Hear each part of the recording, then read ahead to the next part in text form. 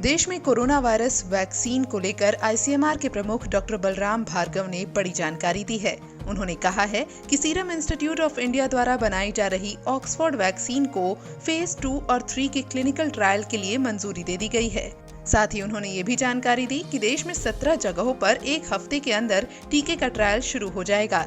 यानी अब भारत में 2 नहीं बल्कि 3 वैक्सीन ट्रायल के फेज में हैं। आईसीएमआर के प्रमुख डॉक्टर गोपाल भार्गव ने यहाँ ये भी जानकारी दी है कि भारत बायोटेक की वैक्सीन के पहले चरण की स्टडी पूरी हो चुकी है और जाइडस कैडिला के पहले चरण की स्टडी भी पूरी हो चुकी है। यानी अब ये दोनों वैक्सीन दूसरे चरण के ट्रायल में आ चुकी हैं। वहीं सीरम इंस्टीट्यूट की वैक्सीन को दूसरे और तीसरे चरण के ट्रायल की अनुमति मिली है। At the present moment, we have 3 Indian vaccines which are in different phases of clinical testing. The first one is the inactivated virus vaccine, which is the Bharat Biotech vaccine, which has completed its phase 1 study in 11 sites and is started its phase 2 study. Now, what is phase 1 and phase 2? Phase 1 and phase 2 are safety studies, more importantly safety studies, and very early efficacy studies. They look at how efficacious is the vaccine early.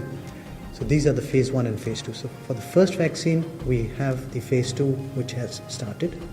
Similarly, for the DNA vaccine of Zydus Cadila, we have India has completed the phase 1 and has embarked on the phase 2 of study at 11 sites, and that is also progressing well.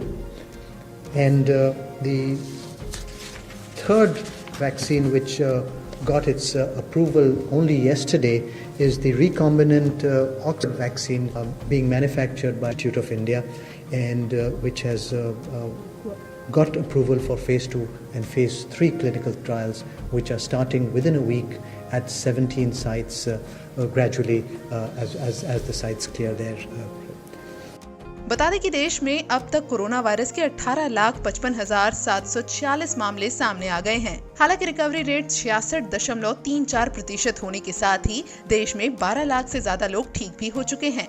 वहीं दुनिया भर में corona virus के कुल संक्रमितों की संख्या 1,83,00,000 का आंकड़ा पार कर चुकी है।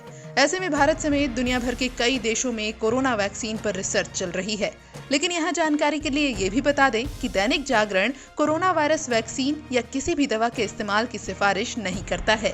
दैनिक जागरण के वीडियोस सिर्फ जानकारी के लिए हैं।